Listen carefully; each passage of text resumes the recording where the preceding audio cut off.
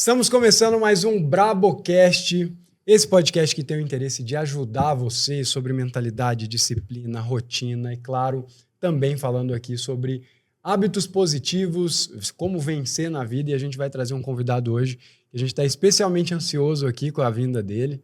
É um convidado, tem até gente assistindo aqui, tem plateia hoje. Tem plateia pra você ver quando o convidado é especial. Eu sei que a Lorena, minha 01, que tá aqui comigo hoje, tem interesse nesse assunto, né, Lorena? Bastante. Você contou pra ele? Não, ainda não. Ainda não contou. Eu deixei pra depois, né? Porque, tipo assim, se eu falar agora, pode estragar o Ó, você que tá entrando podcast. no podcast agora, pode ser que vai ter treta aqui. Daqui a pouco... Pode ser. vai ter Fiquei curioso. Hein? Vai ter treta aqui, porque, enfim, falar de assunto que envolve basquete aqui é complicado. Mas seguinte, nosso convidado hoje, a gente conhece ele como o Elinho, né? O Hélio Rubens, filho do Hélio Rubens, e é um multicampeão aí, foi campeão como atleta, jogou na seleção brasileira. Para quem não sabe, eu sou de Franca, que é a capital do basquete, então a gente respira muito o ambiente de basquete. Ele foi campeão como jogador, disputou jogos pela seleção, ficou 5 anos na seleção brasileira, pivotou a carreira, né? Mudou, deu um passo seguinte, foi para a carreira de técnico e agora multicampeão de técnico, para quem não sabe também. NBB Brasil, a gente é bicampeão brasileiro, né, de basquete, então é uma honra trazer. Seja muito bem-vindo, Hélio Rubens, o nosso Elinho. Obrigado, Matheus. Obrigado, Lorena. Um prazer estar participando do podcast com vocês. Eu fico muito feliz quando a gente pode compartilhar as coisas que a gente vive no esporte, porque tem muito a ver, cara. Tem muito a ver as coisas que a gente passa no esporte, para o mundo corporativo, para o estudante, para aqueles que estão buscando alcançar algum objetivo, porque a gente tem que estar sempre procurando as coisas boas, né, que vão acontecendo, e muitas vezes precisa de protocolo para acontecer essas coisas. Então eu vi você falando, né, a importância da parte protocolar, de você cumprir aqueles objetivos para você alcançar um grande objetivo, enfim. Isso vai ser muito legal e tenho certeza que quem estiver assistindo vai curtir bastante. Vai curtir. Não, a gente vai falar, claro, vai esbarrar no assunto de basquete, não tem como não falar sobre isso.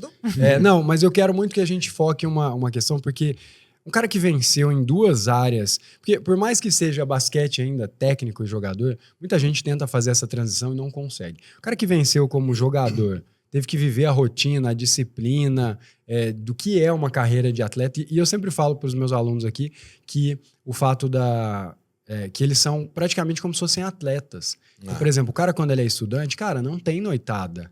Não tem noitada. Porque, enfim, vai comprometer a semana dele. Então, acho que é muito parecido esse universo. E você venceu como jogador e hoje, claro, lidera os caras como técnico e também um técnico vencedor. Campeão de tudo, o Franca Basquete limpou, ganhou tudo que tinha para ganhar aí nesses últimos 2 anos. Então, enfim, acho que a gente vai ter muito a somar para essa galera aí. Sem dúvida nenhuma. E é incrível como é que a diferença, né, quando você é jogador para quando você passa a ser técnico. E eu tinha essa noção, eu achava que eu tinha de forma muito clara, mas eu só tinha de forma clara, porque é muito mais complexo. Eu brinco que eu virei técnico e descobri tanto que era bom ser jogador. Eu tenho tido muito prazer, né, de ser técnico, por ter vivenciado ao lado do meu pai, que foi técnico por mais de 30 anos, mas é muito mais complexo, envolve muito mais coisas, envolve a gestão de pessoas, e na maioria das vezes, depois que você passa para os seus comandados, para os seus atletas, aquilo que tem que ser feito, o sistema tático, aí passa a não ser mais o que nós vamos fazer. O que todo mundo sabe passa a ser o como. E esse como vai fazer muita diferença. E para acontecer esse como da forma como tem que acontecer, é multifatorial. São vários fatores importantes para você estar cumprindo com aquilo. E eu falo muito, o sucesso ele é multifatorial. Você tem que ter uma estrutura, você tem que cumprir metas. Por exemplo, a gente dá um grito de guerra antes do treino e na hora que acaba o treino. Nesse intervalo, ninguém pega celular. É uma regra, cara. É uma regra. E essa regra tem que ser cumprida. Nem o roupeiro, nem o supervisor, nem o técnico, ninguém. E a hora que alguém ameaçar pegar, não é o técnico ou o diretor que tem que falar. Cara, o cara que tá jogando... Opa, celular não, cara. Porque isso vai atrapalhar de alguma forma aquilo que a gente está executando, a forma como a gente está executando. Então, assim, o trabalho do técnico é você fomentar a forma correta de ser feito e que a gente possa achar o como da melhor maneira possível, né? E aí é um cuidado que você tem que ter de estar dando voz para todo mundo. Eu sempre falo, cara, eu adoro que os jogadores falem. Eu adoro passar feedback individual, coletivo. Eu adoro receber feedback desde que ele potencialize aquilo que nós estamos fazendo. Mas eu falo, quando você fala, naturalmente você se compromete. Então, se eu falar para você, cara, vamos ficar 1 minuto em silêncio, eu não posso falar. Vamos no rebote? Cara, eu sou o primeiro. Se eu falar, vamos no rebote, aí o próximo lance eu não vou no rebote, vai falar, ó, Elinho, peraí, você falou vamos no rebote, não tá indo no rebote. Então, quando a pessoa fala, ela se compromete. E eu gosto muito que o atleta fala, porque isso demonstra e faz de uma forma protocolar ele se comprometer com aquilo que é necessário, com os valores que são importantes, né? É muito legal. E aí você levantou alguns pontos aqui que eu já quero trazer. Por exemplo, parece que não, né? Você vê jogador de basquete tem problema com o celular. Eu digo problema assim, porque isso aqui é um negócio que é uma distração constante, né? A gente fica alienado com essa parada aqui. Então, independente da sua área, para quem estuda para concurso público, eu falo que eles têm que ficar a 20 segundos do celular. E quando eu falo 20 segundos é porque se você pegar aqui, ó, não, tá em cima da mesa. Não, 3 segundos eu demoro pra pegar. 20 segundos, às vezes você tem que guardar dentro da gaveta. Porque... Trancada, até achar a chave, né?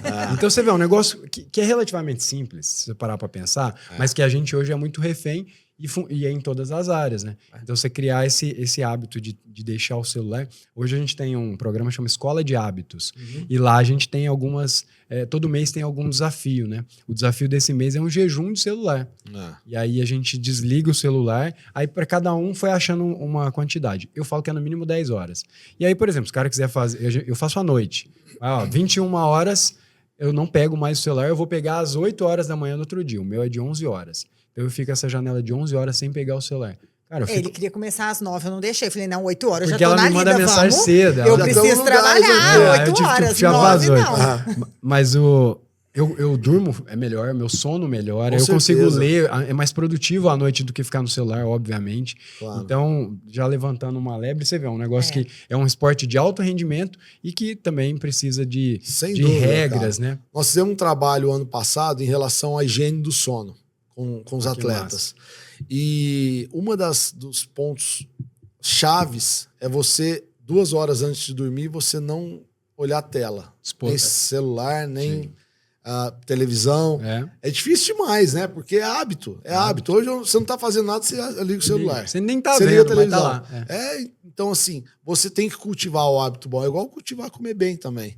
Pô, eu vou tomar café, por exemplo, eu tomava café com açúcar. Aí eu comecei a tomar sem açúcar. Virou hábito. Hoje eu não tomo com açúcar. Se tomar com açúcar, você acha doce agora. Exatamente. E pra mim é bom, porque eu não tô comendo açúcar. Então, assim, é você criar e zelar pelos bons hábitos para você adquirir aquilo que você tem que adquirir. Sem dúvida, vai fazer uma grande diferença na vida da gente. Demais. Em todos os sentidos. E aí eu fiquei curioso, assim, só pra gente começar aí, pra galera contextualizar um pouco da sua história.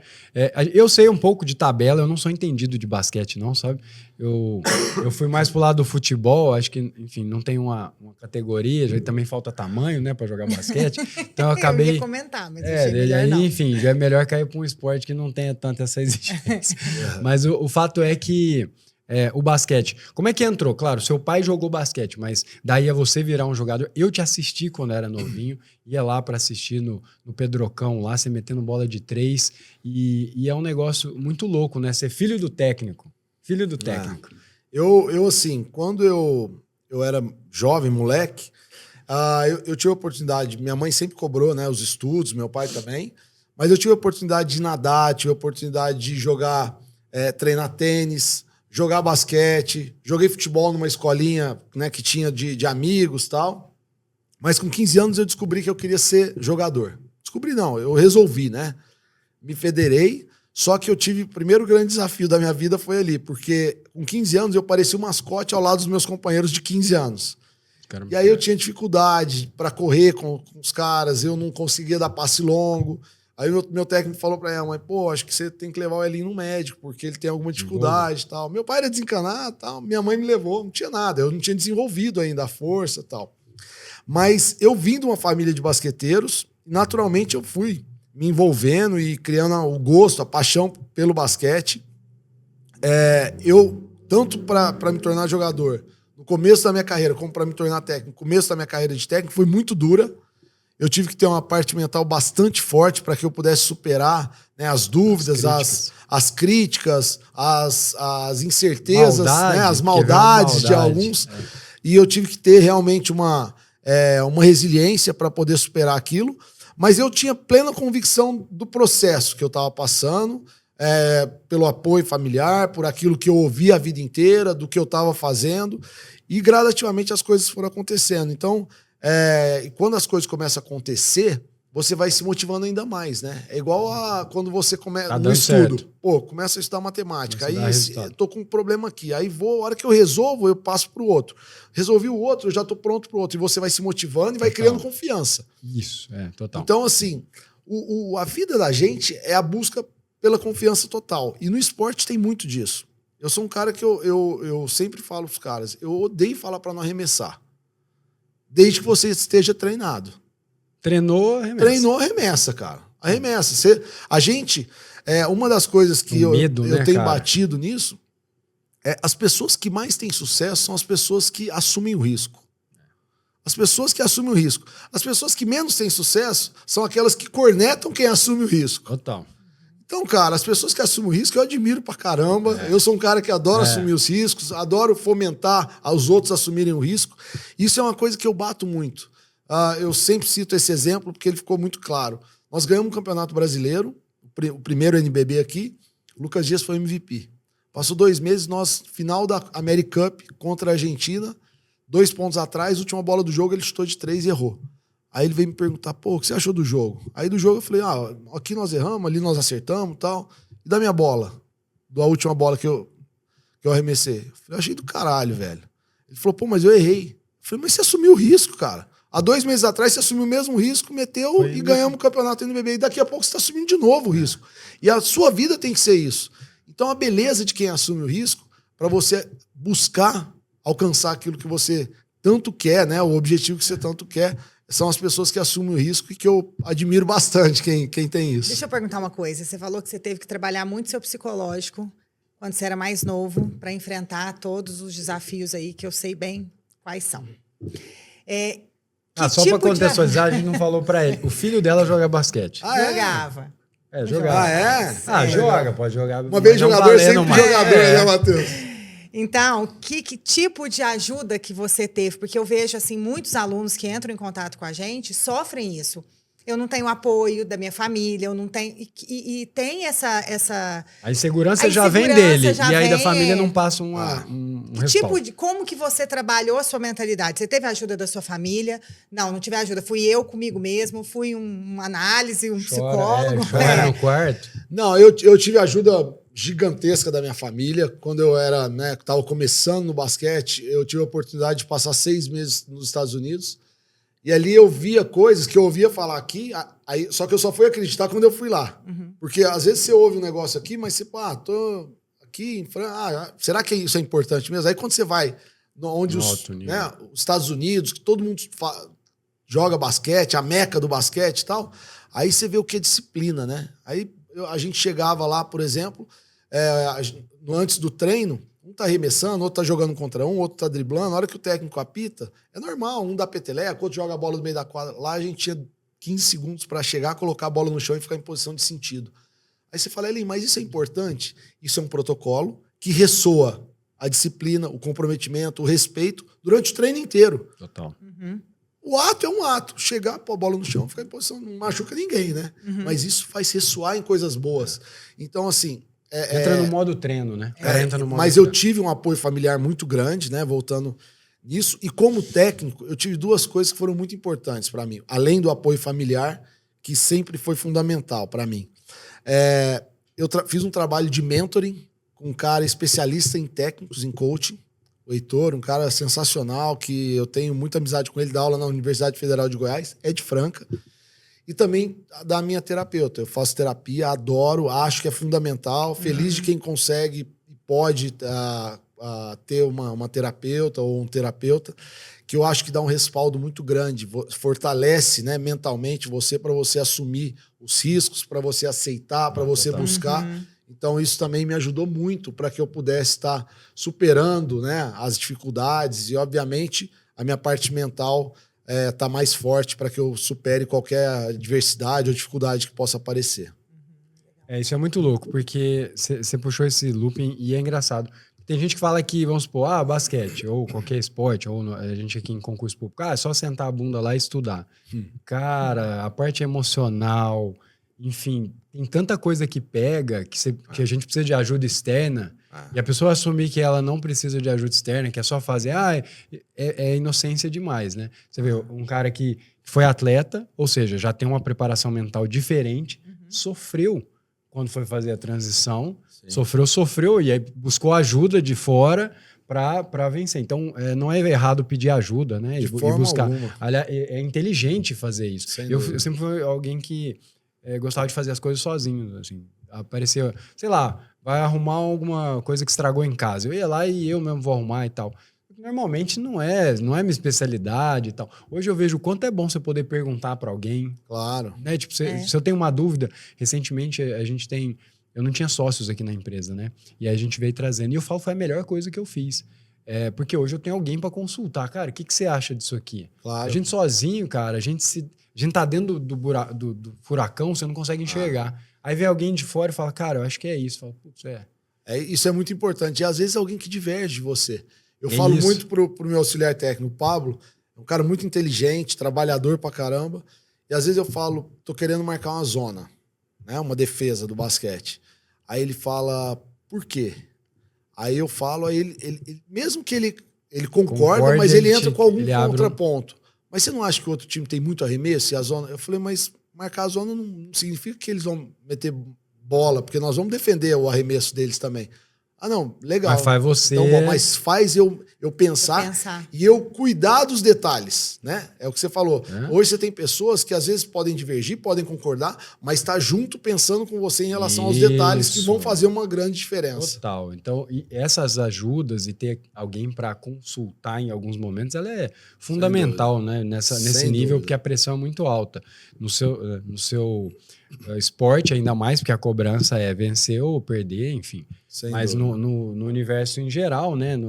Igual a gente trabalha aqui no caso de empresário e tal, a gente toma decisões que podem complicar, enfim. E aí você ter esse respaldo de poder perguntar é muito bom. Claro. Você abriu alguns assuntos aqui, então, continuando, você entrou nessa carreira e teve essa ajuda aí, né? E aí, como jogador, o que você lembra dessa época de jogador, assim, que você falou, né, vira técnico, fala saudade de ser jogador, só gostava de jogar, mas como foi a sua trajetória como jogador? Cara, a minha trajetória como jogador foi uma trajetória que eu considero linda, eu tenho muito orgulho da trajetória que eu cumpri como jogador, por aquilo que eu conquistei, e eu bato muito numa tecla para os atletas de você estar chegando no seu máximo.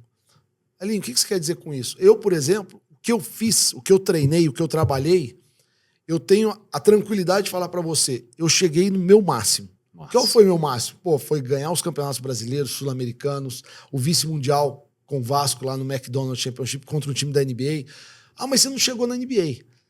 Mas o meu máximo não fez com que eu chegasse na NBA. Total. Então eu deito e durmo, porque eu fiz o meu máximo. A pior coisa que pode chegar para um jogador é falar assim, mas o cara... Não foi aqui... ele tá na seleção brasileira, mas esse cara tinha que jogar 15 anos na NBA, cara. Porque ele tem um potencial, ele tem a coisa... mas por quê? Porque ele não treinou, ou porque ele foi... O talento que ele tinha era para ir pra NBA, mas ele chegou na seleção, então tá bom? Não. Então, eu falo muito pros atletas isso. Você chegou no seu máximo? Se não, vamos trabalhar, cara. Senão tem espaço pra gente buscar mais. E vamos buscar mais. E o esporte, assim como a vida, é apaixonante porque você sempre tem o que aprender, o que melhorar, o que fazer. Então, assim, essa coisa da minha carreira de jogador foi uma coisa que pega muito pra mim. Eu fiz o meu máximo. E uma coisa, assim, a diferença da derrota pra vitória era um abismo, cara. Então, quando perdia, é lógico que no esporte você vai perder, né? Mas quando você perde... Aquilo tem que doer no fundo da alma, cara. Porque aí você vai concentrar, vai buscar, vai trabalhar para que amanhã você possa estar buscando a vitória novamente. Então, a gente fala, chora um dia, no outro dia já começa de novo. Total, não se conformar. Você não pode se conformar, né? E achar que aceitar a derrota e aceitar que não deu certo. E a gente trabalha com concurso público aqui.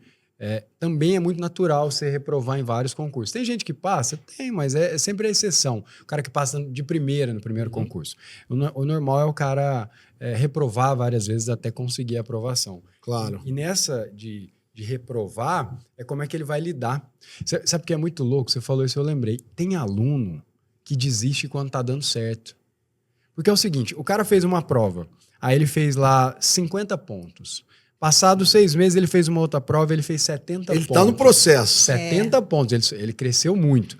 Aí passa um pouquinho, o cara faz, aí ele faz 80 pontos, a nota de corte é 82. Ele fala, isso aqui não é pra mim. Cara, se você olhar a trajetória dele, tá ele tava ali, pra passar, e aí isso, o cara desiste quando tava dando certo. Eu tenho muita dó quando isso acontece, porque infelizmente acontece, porque chega uma hora o cara fala, não, isso aqui não é pra mim, não. Não aguento mais. Ou não aguento mais, não é pra mim, porque eu já tentei... Cara, peraí, deixa eu te contar uma coisa. Você viu sua trajetória?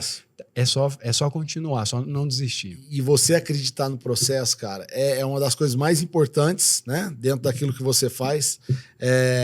Você ter a plena convicção que você tá com o seu objetivo ali na frente e hoje você tá trabalhando que daqui a pouco você vai chegar. Eu tô trabalhando, olhar eu vou só chegar. pro processo.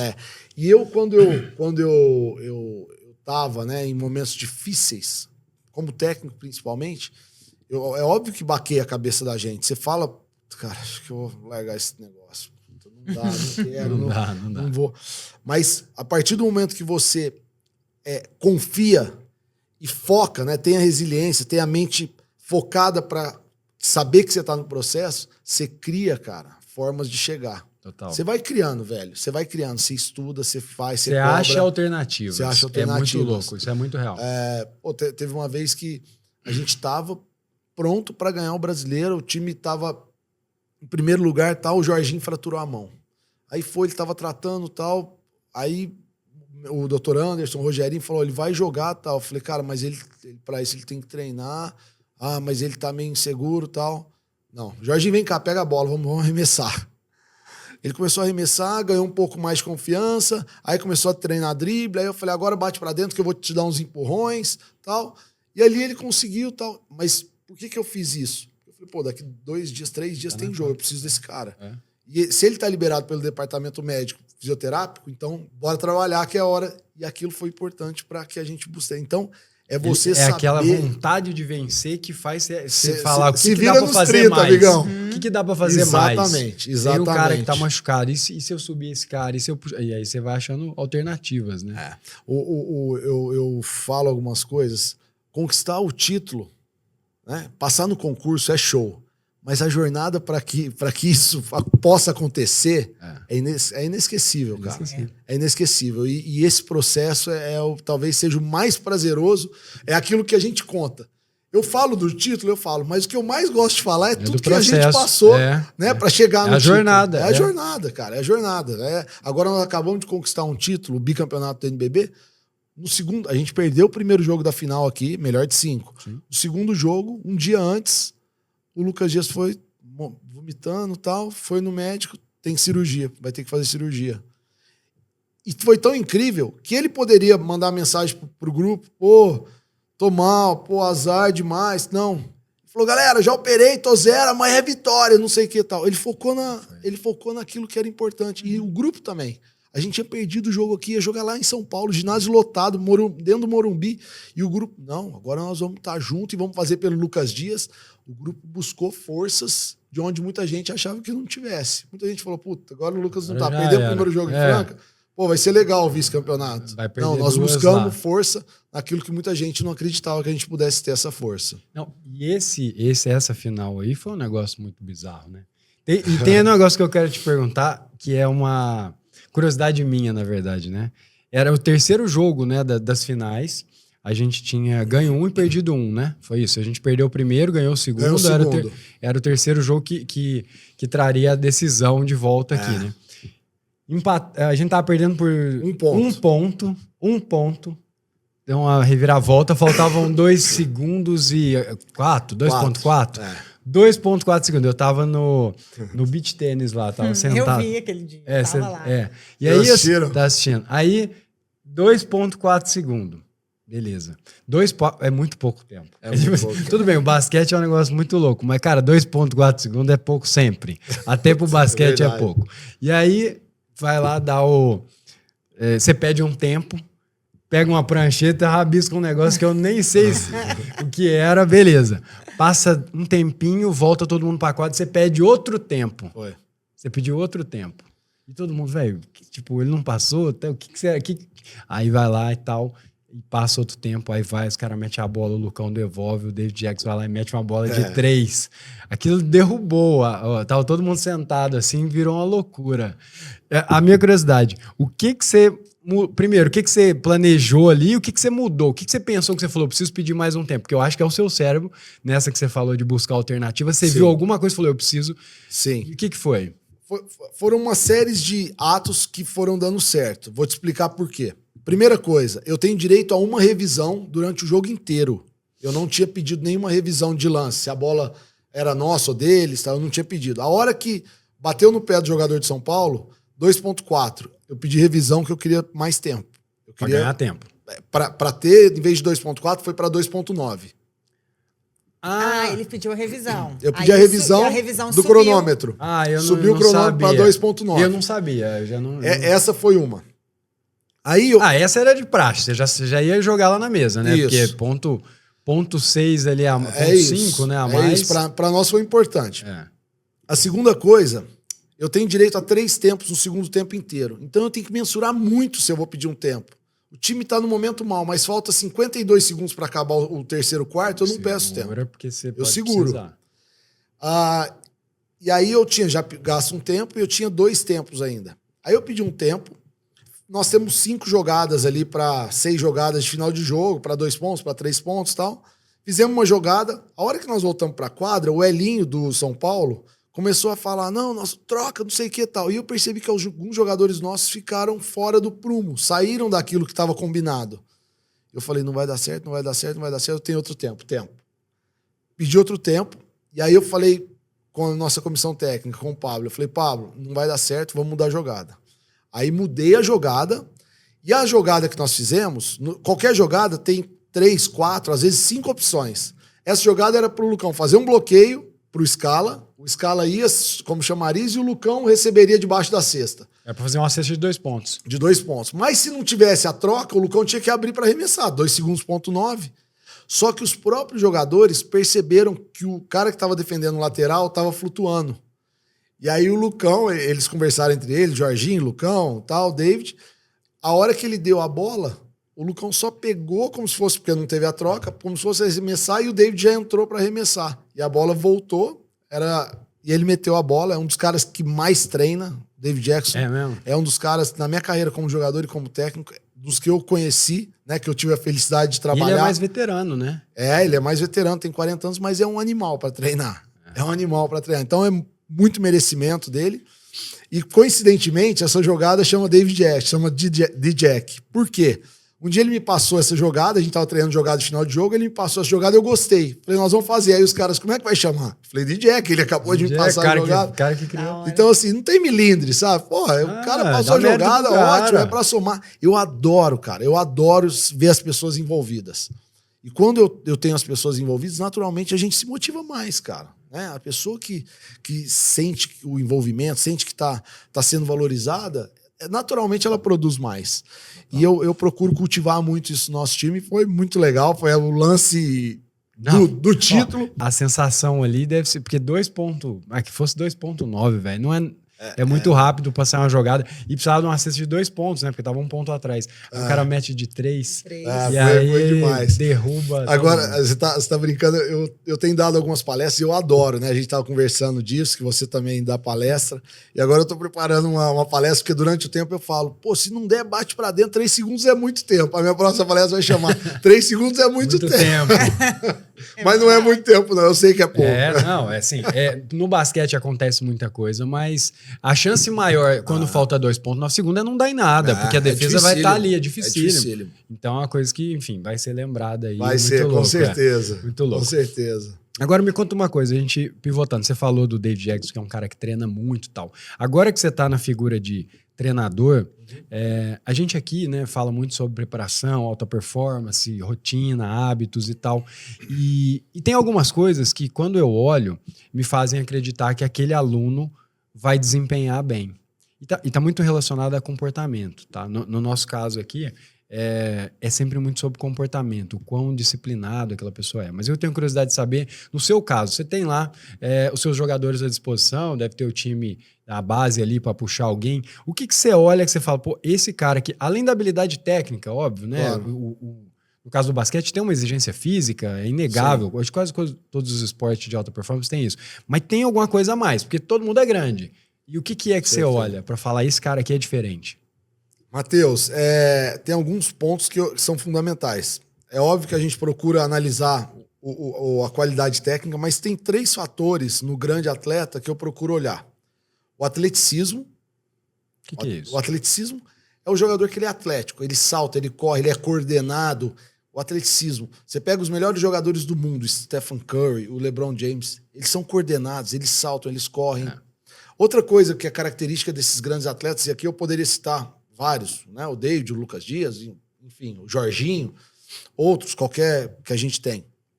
A outra coisa é o nível técnico. A qualidade técnica, conhecimento. Né? Então, no seu caso, se olhar o conhecimento, pô, esse cara estudou, ele tá sabendo que tá... Conhecimento do jogador, o nível técnico, ele arremessa de curta, média e longa distância, ele passa com a direita, com a esquerda, ele tem visão de jogo, nível técnico. Agora, o terceiro fator, que para mim, ele é fundamental e sem ele, os outros você não conquista, é a parte mental. Eu olho muito a parte mental do atleta, cara. O cara que ele tá comprometido com aquilo, ele tá focado, ele peita os momentos de dificuldade, ele assume os momentos de decisão, ele assume o risco que ele tem que assumir. Isso eu acho que faz uma grande diferença. Nos momentos difíceis do jogo, do treino, da dificuldade que você está passando, o cara que mentalmente ele demonstra essa força mental, e muitas vezes você demonstra através da concentração, você demonstra através da vibração, você demonstra através de uma fala que você tem para a pessoa. Isso, naturalmente, você aumenta a sua chance de passar no concurso, aumenta a sua chance de meter a bola do jogo, aumenta a sua chance de ganhar o jogo. Então, a parte mental, quando eu vou trazer alguém, eu procuro analisar esses 3 fatores de uma forma bastante abrangente, mas dando muito foco nos momentos difíceis que esse jogador passou. Que vai passar, né? Vai passar, cara. E aí, como é que ele vai lidar naquela dificuldade? Exatamente. É que vai diferenciar ele do restante. Exatamente. Então, o cara, ele foi... né, no seu caso, eu fico imaginando o quanto isso é lindo, né? O cara foi, ele estudou, ele buscou conhecimento e agora ele fala, me dá a prova que eu quero fazer. Eu falo muito, eu tinha uma qualidade boa de meter lance livre. Sim. O lance livre, depois que você tá treinado, cara, é peito aberto, dá a bola que eu vou arremessar e vou fazer. Não tem muito, cara. Porque é você a cesta, todo mundo olhando, tudo parado. Então, a parte mental, ela passa a ser um fator fundamental. E você trabalha alguma coisa nesses que não tem essa parte mental? Tem porque o que a gente tem também é o concurseiro e o jogador Você tá falando do seu filho ou do... Só pra... Não, eu tô fazendo Daqui a pouco não vai chegar nesse aí. Não, até que isso eu acho que não é do Vinícius, ele tinha. Mas é a questão do igual. Tem muito aluno nosso que vai lá, faz simulado. É o 90 a mais do nosso, do nosso grupo lá, dos simulados. Então, ele vai bem nos simulados. Chega na hora de fazer a prova, ele pipoca. E aí, ele não consegue ir lá e desenvolver. Trava tudo e ele não consegue. Vai super mal numa prova. Sim. No nosso caso, eu procuro fomentar, né, essa parte mental, motivando, dando feedback, como eu disse, individual ou coletivo, mas de uma forma que eu possa trazer potência para esse cara. Potência mental, potência de confiança. De acreditar, né? De acreditar, de fazer. Então, às vezes eu... Você dá, igual você falou pro Lucas Dias. O Lucas Dias, quando ele te perguntou o que você achou do meu jogo, o que ele tava te perguntando era... Viu a merda que eu fiz? Era isso que ele tava te perguntando. Ele errou o último arremesso. Exato. Ele errou o último arremesso. Você falou, cara, achei... Pronto, você ganhou. Né? Se ele, obviamente já era um cara confiante, mas isso aí dá força. E é muito isso, porque a partir do momento... E às vezes você vai trazer uma crítica pro cara. Então, às vezes eu falo, cara, uma boa, você tá frouxo, cara. Você tá devagar. Não é um animal que eu vi treinar a semana inteira pra entrar e jogar desse jeito, tá errado, cara. Tô te falando abertamente aqui. O cara, ô coach, não, então tá. Não, então eu vou. Então, às vezes, é com uma crítica que você potencializa o cara. Você tira às vezes da inércia ali. Você treinou pra caramba, vamos entrar no jogo e tal. Se ele não tiver do jeito que ele tava no treino, peraí, cara, agora, é só a hora agora. Tamo junto aqui, é pra chutar. É pra chutar. Você tá treinado pra arremessar, arremessa. Se errar, o problema é nosso, eu resolvo. O problema é do técnico. Se você vai sair ou não, é outro problema. Cumpra com a obrigação lá. E isso, esse feedback, às vezes ele é difícil de estar. Então, às vezes, a pessoa tem que buscar de alguma forma. Às vezes ela tem que buscar, cara. Isso aí. Uma vez eu tava passando por uma pressão violenta, eu achava que era de uma forma injusta, mas eu ficava olhando o Facebook lá, a pessoa cornetando, fazendo e tal. Cara, até eu cheguei um dia de madrugada num jogo, a minha esposa falou, pô, para de olhar isso. Você tem que resolver. Eu ficava remoendo, o Red Charm não ia jogar mais o campeonato, porque ele tinha machucado. E eu ficava, o Red Charm era a cereja do bolo, tá? Ela falou, até quando você vai falar do Red Charm? Ele não vai jogar, ele tá fora. Resolva, você é o técnico e tal. E para de olhar Facebook. Aí eu falei, não tô olhando. Aí ela acordou 6h30 da manhã, eu tinha chegado às 3h30, eu tava olhando. Ela tá vendo tal? Depois daquele dia, juro por Deus, nunca mais olhei as coisas que escrevam. Nossa, Eu olho os posts às vezes, mas eu não vejo os comentários. Nem quando ganha, nem quando perde. Por quê? Porque eu tô focado no que eu tenho que fazer, cara. É o que a gente fala pros alunos. Para de ficar olhando o grupo que fica lá falando. Parece que não vai ter mais concurso, o concurso estava difícil, saiu a prova. Negatividade, né? Ela é muito maior. A gente falava disso antes de entrar no ar. A notícia negativa, ela vem demais. E a negatividade em si, ela sempre alguém quer tirar um sarro, quer diminuir, quer e tal, enfim. E aí, se você tentar se proteger um pouco disso e continuar fazendo o que você tem que fazer, é a melhor forma. E coincidentemente, essa época eu estava numa pressão violenta. Coincidentemente, nós superamos a ausência do Hatch, que era realmente um jogador importantíssimo, mas superamos fazendo outras coisas, com o André Góes jogando uma posição que não era da dele, mas eu falei, se ele marcar pela frente, nós vamos ter uma ajuda defensiva e tal. Nós solucionamos, e a partir daquilo ali foi uma coisa boa, que eu olho postagens, tal, ganhamos título, postagem, mas eu não vejo comentários. Eu não vejo comentários. Aí, né? Porque no fim tem muito... E você sabe que quando o cara estuda, né? A família tem aquela história de perguntar, né? Pô, não passou ainda, só tá estudando, não tá fazendo nada. Tem a pressão interna. Tem. Então a família liga, e aí tem um primo que passou, e aí liga e fala, você viu que o seu primo passou? Como se dissesse, só sei que não tá conseguindo, né? É duro. É pesado. Então a gente tem que focar no que tem que fazer ali. É isso. Todos os dias. Acreditar no processo, focar naquilo que você tá fazendo e esquecer do resto, cara. É você acreditar em você mesmo e você tem que cultivar isso, né? Ter protocolos. Um dos protocolos, não vou olhar mais isso. Vou ter 2 horas de estudo, 3 horas de estudo por dia. Faça chuva, sol, chuva canivete ou não, eu tô lá fazendo aquilo que eu tenho que fazer, treinando, trabalhando e obviamente, focado no objetivo final que eu tenho. Legal. E sobre, quando a gente olha agora, por exemplo, você como atleta, né? Provavelmente você era um cara disciplinado. Muito. Tem que ser disciplinado, né? Tem que ser. Acho que é muito difícil um atleta que não seja. Mas o que você acha que era um diferencial seu? Porque você falou, eu fiz o máximo, eu fui pleno, né, naquilo que você se propôs a fazer, o que você tinha condições, você fez o melhor que você podia nas suas condições. O que você acha como é que você trabalhava essa questão da disciplina? Cara, eu por ser filho, né, de um técnico e estar jogando com ele por muitos anos, eu tinha plena consciência, né, que eu tinha que zelar pelos valores que ele tanto prezava. Total. Então eu sempre fui muito comprometido de treinar sozinho. As coisas que eu ouvia, eu fazia de treinar sozinho e tal. E uma das coisas boas, né, que eu tinha era o relacionamento. Então, muitas vezes acabava o treino, eu ia com os meus companheiros para casa dos meus pais, né? Mas minha mãe era a mãezona de todo mundo, fazia as coisas e tal. Agora, eu procurava, sim, seguir com disciplina, com comprometimento, porque eu sabia que eu era uma... Não é nem referência, mas eu era um espelho daquilo que todo mundo ia falar, pô, mas se o filho do técnico não faz, eu também não vou fazer, não. Né? Então, eu sabia que eu tinha que cultivar isso. E hoje eu visualizo o tanto que deve ter sido difícil pro meu pai.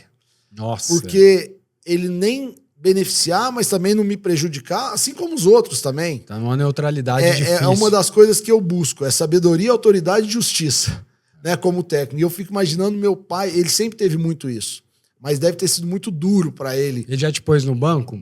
Mas várias vezes. E uma coisa interessante que meu pai tinha, não era o ganhar fazendo o correto. Eu já saí de quadra depois de vitória e tomei uma baita de um esporro, de uma dura. Falei, pô, mas nós ganhamos. Ele falou, mas nós não fizemos da forma como era para ser feita, da forma correta. Eu levei uma dura e já saí depois de derrota. Ele falou, não, mas nós jogamos dentro daquilo que estava planejado, traçado, tal. Nós vamos melhorar aqui, fechar esse problema que a gente teve aqui e o próximo jogo nós estamos prontos. Não foi ruim, foi bom. Mas nós perdemos. Não, mas nós fizemos dentro dos valores que a gente tinha que fazer. Então, o resultado, ele é consequência de você seguir esses valores, sabe? Tá. Isso é um legado que eu recebi do meu pai. Porque ele não abria mão desses valores, desses conceitos, daquilo que ele aprendeu com o professor Pedroca, daquilo que ele recebeu como legado pelo sucesso todo de mais de 60 anos aí que Franca tem no basquete. É uma das coisas que eu recebi como legado, é isso. Não é só ganhar ou perder. Eu falo que é jogar com a cara de Franca. Que é com esses valores, esses conceitos. E aí, eu lembro do seu pai à beira da quadra ali, era loucura, hein? Era. O Elhão era loucura. Ele era italianão, vontade de entrar, ele quase pegava o cara pelo pescoço. Ele entrava toda hora. Ele, como descendente italiano, ele era daquele gesticulava, jeito. Gritava, ficava louco. Ele era mesmo. Uma figura à parte nos jogos. Verdade. Na época. E uma coisa que eu tenho curiosidade de saber, e aí em relação a você, em qualquer área, em qualquer esporte, quem são seus ídolos no esporte? Pessoas que você admira, pode ser do basquete, pode não ser, enfim. Cara, hoje em dia a gente está tendo muito mais conhecimento, né, das pessoas falando, buscando. Eu sempre tive o Michael Jordan como um ídolo assim enorme pelo foco que ele colocava. Agora vendo a série, né, The Last Dance. Uma das coisas que me impressionou nele, tudo ele encontrava motivação. Então hoje eu vou jogar contra um time que é considerado mais fraco, mas meu segurança tá doente, vou fazer por ele, cara. Hoje eu vou jogar contra um time que a gente ganhou todos os jogos da temporada desse time e tal, mas agora é playoff e um dos jogadores que vai me marcar, nas férias nós fizemos um rachão e ele me sacaneou. Ganhou de mim e falou, você não é o Michael Jordan? Então hoje eu vou mostrar quem é o Michael Jordan. Ele buscava motivação. Então esse cara é um ídolo, assim, muito grande. Hoje eu admiro muito o trabalho de Steve Kerr, que é o técnico do Golden State Warriors, que é um cara que a forma dele de gerir eu me inspira muito. É um jeito que eu gosto de olhar olho no olho, falar de uma forma séria. Eu não sou muito italianão. Eu chego e falo, cara, tá devagar, se você continuar, você vai pro banco. Entendeu? Vamos acelerar, vamos melhorar e tal. Então, assim, o Steve Kerr é um cara que eu tive a oportunidade de passar 20 dias lá no Golden State Warriors. Eu admiro e procuro seguir. E meu pai, né, cara? Meu pai, eu trabalhei com ele mais de 30 anos e é um cara... Hoje eu brinco com ele, eu falo, pô, agora eu tô dando mais valor em você. Ele ri. Por quê? Porque hoje eu consigo enxergar aquilo que eu não conseguia quando eu era um jogador, moleque e tal. Falar, puta, me enchendo o saco. Tá? Hoje eu consigo enxergar que ele tava zelando pelo bem comum.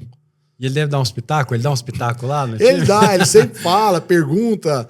Às vezes, de vez em quando, ele tá dando umas esquecidas, tá com 82 anos e tal. Às vezes eu pergunto, pô, nós perdemos, o que você acha aqui, rapaz? E ele sempre dá, minhas filhas falam, pô, o vovô sempre tem alguma coisa bacana para falar nos momentos duros, né, rapaz? Então eu procuro sempre estar próximo dele, pegando essa energia e esse conhecimento que ele tem. Realmente, muito bom você ter um exemplo assim, né, em casa. E hoje é o que você falou, a gente tem acesso a um pouco mais da história por trás do atleta, né? Porque a gente vê o cara lá brilhando, seja em qual esporte for, e aí depois você começa a ver um pouco mais da trajetória, dos bastidores, porque os bastidores de qualquer esporte de alta performance, ele é doloroso, né? Muito. Ele é um negócio...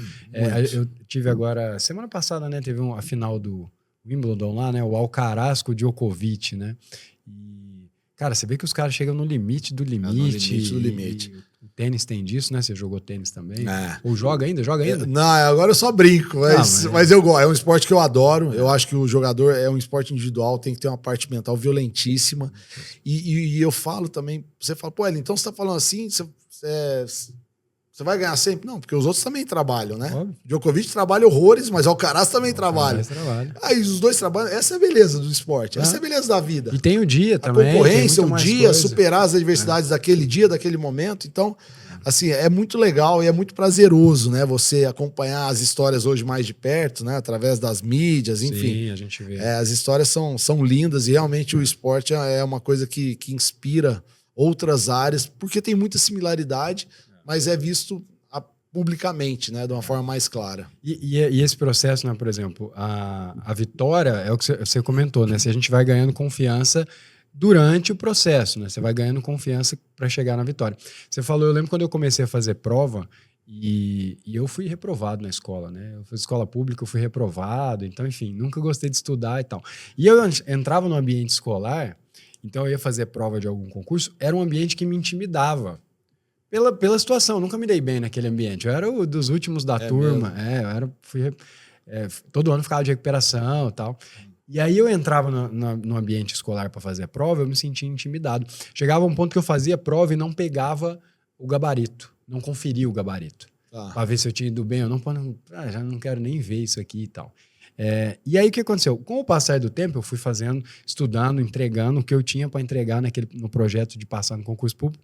Chegou um momento que eu entrava numa escola e eu pensava assim, cara, tipo assim, tinha concorrência gigante, o concurso tem disso, aquele tanto de gente, você fala, todo mundo quer a vaga. E eu olhava e falava, cara, todo mundo perdendo tempo, a vaga é minha. Tipo assim, mudou, pivotou. Você criou gosto, né? Eu chegava na sala de aula e eu via a galera mexendo em papel, eu falei, ninguém tá preparado igual eu tô aqui. E aí te dá a segurança e o resultado depois. Né? Então eu imagino que o cara, quando ele acerta aquela bola, tal, cara, é resultado de muita coisa que ele fez durante o processo, de pequenas vitórias, aquele dia que ele conseguiu. Aí chega uma hora e fala, cara, eu não vou. Aí a gente não vai perder, não. Agora é nosso. Isso aqui, agora vai dar. É legal isso. No final no último jogo, os caras, a gente vai dar o grito de guerra.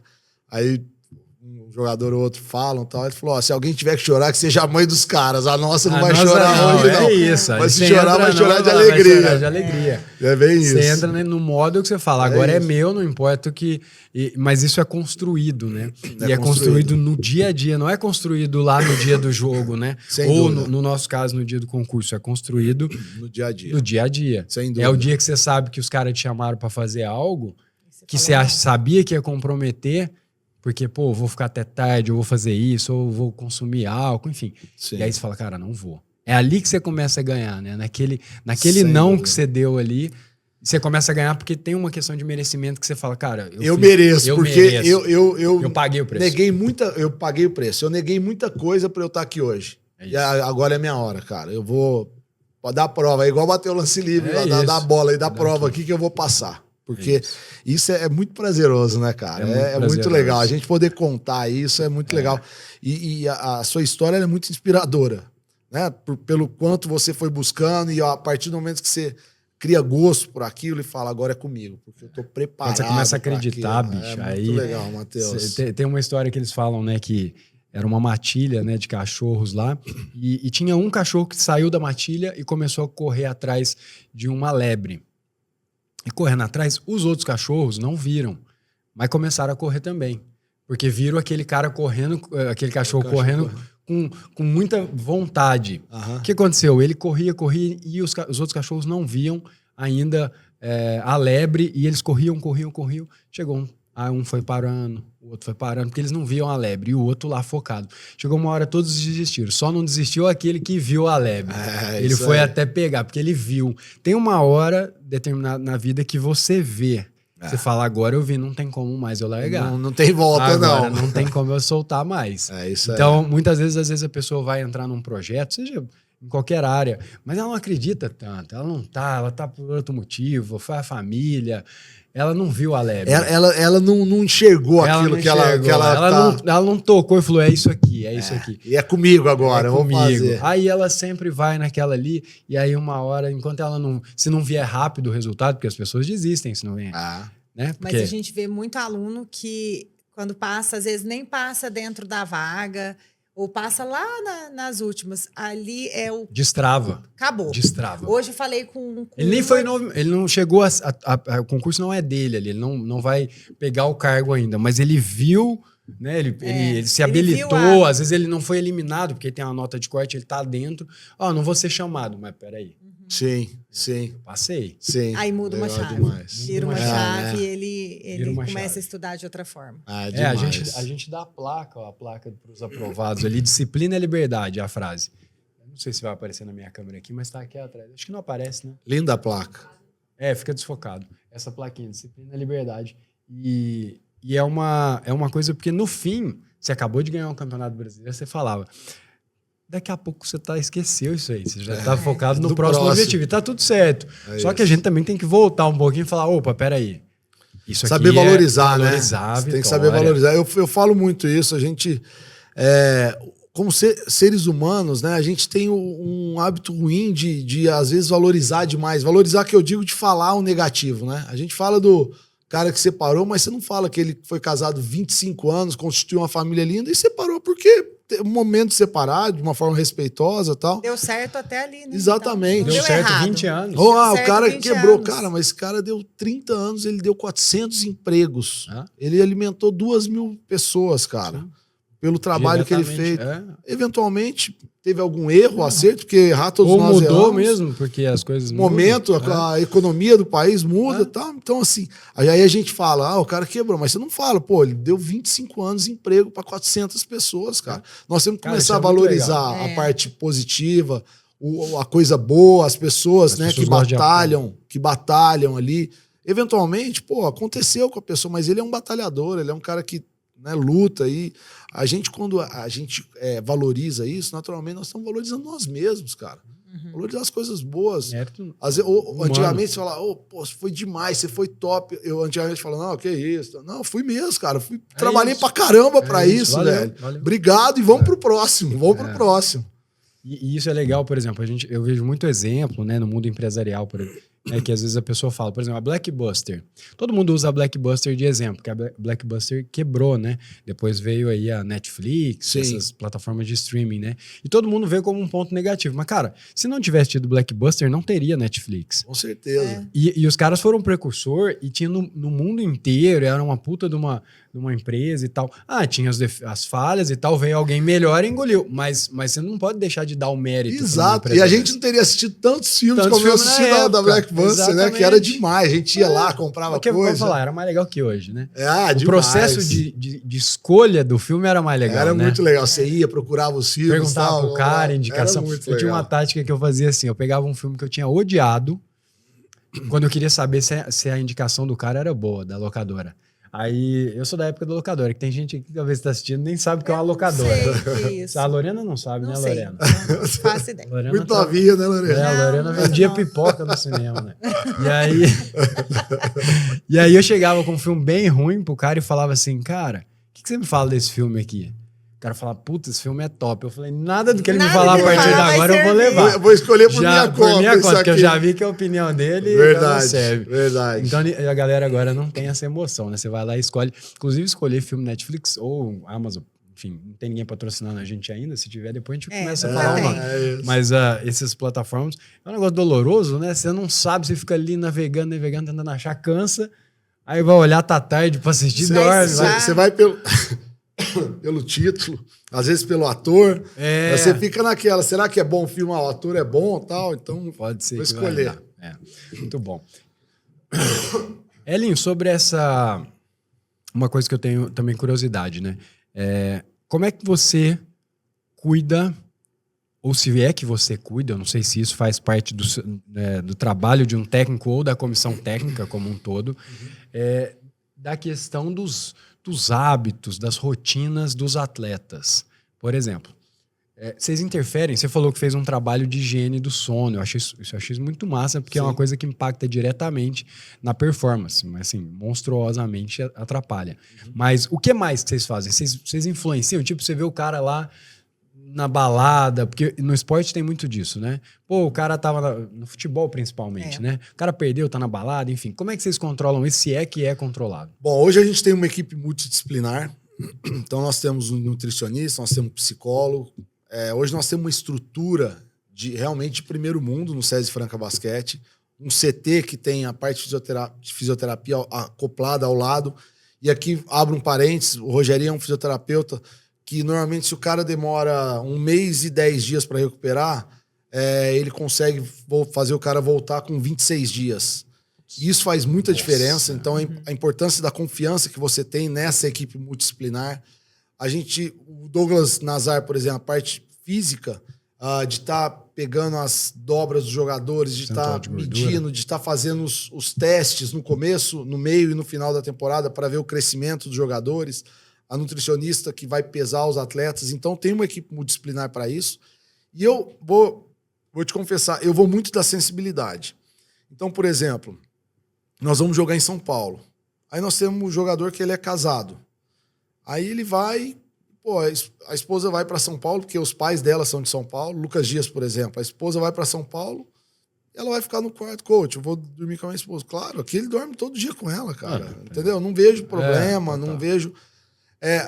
às vezes, se eu vejo alguma coisa que eu acho que está saindo, eu chamo de forma individual, converso com o cara, falo de forma aberta, né, bem clara. Ele também responde de forma clara. Porque eu acho que a gente tem... Quando você convive em grupo, você tem que ter a liberdade de falar, de ouvir e ter essa reciprocidade, sabe? Então, a gente tem uma forma protocolar de tratar as coisas e a partir do momento que você percebe que sai... Então, por exemplo, em época de playoff, não tem, eventualmente, nós vamos todo mundo junto ali nisso daqui. Ó, em época de playoff, nós vamos... Os jogadores mesmos pedem. Em vez de um dia antes para o jogo, em São Paulo, por exemplo, nós na final, nós somos 2 dias antes. Para eles estarem mais concentrados, mais descansados, mais focados, mais unidos, né? São coisas que a gente cultiva no dia a dia. Então, a gente procura dar liberdade, sabendo, e eles e se precisar puxar, puxa. É liberdade com responsabilidade, como diria meu pai. É isso. Porque imagina, né? O grupo de... Tem quantos atletas lá do time profissional? Hoje a gente trabalha com um grupo de 15 atletas e, eventualmente... A gente puxa alguns garotos da base e tal, mas dos 15 atletas, 7 são normalmente adultos, né? E os outros 8 vêm da base. A gente puxa da base e hoje a gente tem uma unidade de planejamento. O que é isso?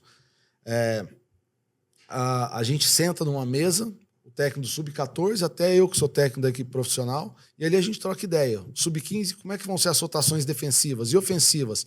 Nossa, é assim, vamos fazer assim, dessa forma? Eu acho que isso aqui pode ser melhor se a gente rodar pelo fundo quando bater pelo fundo. Então estamos alinhados? Estamos. O que acontece com essa unidade de planejamento? A hora que eu vou lá e pinço o Márcio do Sub-16, que já está fazendo um trabalho grande com o Niltinho, com o Zezinho, com o Alexandre, que são os técnicos da base, com o Pablo, naturalmente ele vem mais confiante, ele passa a confiança para os jogadores, porque ele já sabe mais o sistema, os jogadores respeitam mais ele e ele pode produzir mais para o grupo. Então, essa unidade ela dá um respaldo muito grande nessa transição da base para o adulto, porque ela é muito sofrida, é muito dolorida normalmente, mas a gente tenta minimizar isso através dessa unidade de planejamento. Legal. E você falou dessa base aí, eu vou puxar o link aqui, que é o que a gente estava postando, talvez daria treta aqui, que o Vinícius chegou a jogar, né, no time de Franca. Não, no time de Franca. Na Aspa, né? Na Aspa. A Aspa faz um trabalho Desde bacana. Desde os 10 anos ele foi até os 19. E precisou ir para fora em alguns momentos, precisou ir para fora para ir jogar, porque não estava tendo espaço aqui, né? Eu acho que é isso. E aí, tipo assim, o que você quer perguntar para ele? Eu vou te pôr na pergunta, Lorena, pode perguntar. Por que vocês dão oportunidade para os meninos de fora e não dão para os daqui de dentro? Na verdade, é a mesma coisa. Por que alguns... eu vou te responder com uma pergunta, obviamente, com o maior respeito, vou te explicar. Por que tem alguns jovens que passam no concurso e outros não, apesar de estarem estudando? Faz parte do meio. Tem uma seleção aí. Tem uma seleção. Eu falo muito, e tem acontecido muito. A gente, quando começa um trabalho, é igual eu te falei, por que eu não fui para a NBA? Eu vou falar para os técnicos, por que vocês me olharam lá e me levaram? Eu não tinha a qualidade para ir para a NBA. O jogador, quando ele vai sendo formado, é uma coisa que a gente já passa isso desde mais novos, né, mais jovens, para os pais. Ele pode ser formado para ser jogador de basquete, para jogar em Franca, para jogar na Europa, para jogar na NBA, para jogar no São José dos Campos, para jogar em Bauru. O leque de opções, ele pode não me agradar, mas ele pode agradar o Guerrinha como técnico. Total. Ele pode não agradar o Guerrinha, mas ele pode agradar o Demetrios como técnico. E assim é a vida. Então, hoje eu tenho a alegria de dizer, às vezes o jogador deu 20 anos, agora ele tem que jogar no adulto. Mas o time adulto de Franca, o nível está muito alto, porque é um time de primeira qualidade. Ele tem que buscar o espaço dele Ou fora, ele foi para um outro time um pouco menor, passa 3 anos e ele volta para cá. E vou te falar mais. Eu tô bem à vontade, porque eu tenho sobrinho que joga, não sei se vai se tornar jogador, mas eu tenho muitos amigos que não se tornaram, primos que jogou até 19, depois pararam e tal. Tudo que ele aprende, leva pra vida. Ele vai levar pro resto da vida.